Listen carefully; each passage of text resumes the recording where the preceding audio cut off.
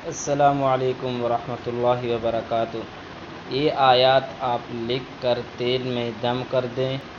جوڑوں کا مسئلہ ہے، فالج کا مسئلہ ہے یا مردانہ قوت کی کمزوری ہے، انشاءاللہ اللہ تعالیٰ آپ کو ان تمام بیماریوں سے دور کریں گے انشاءاللہ۔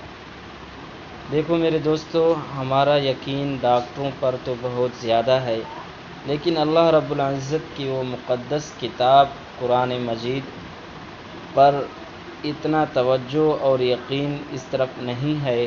بس یہی وجہ ہے کہ دنیا میں ہم ذلیل و خوار ہو کر پھر رہے ہیں، کیونکہ اللہ رب العزت تو ایسی ذات ہیں جو انسان کے لیے ہر چیز میں فائدہ رکھا اور انسان کی ہر مشکل کو دور کرنے کے لیے اس نے کوئی نہ کوئی حل بتایا۔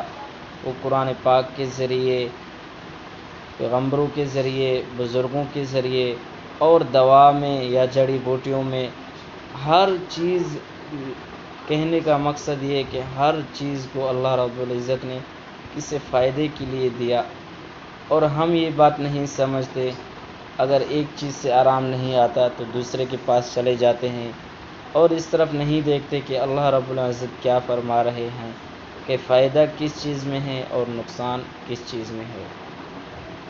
آپ کو قرآن پاک کی وہ آیات بتائی جائے گی، آپ وضو کی حالت میں وہ آیات لکھ لیں اور تیل میں ڈال دیں، اور پورے یقین کے ساتھ، توجہ کے ساتھ آپ یہ عمل کریں، انشاءاللہ اللہ تعالیٰ آپ کو تمام بیماریوں سے دور کر دیں گے انشاءاللہ۔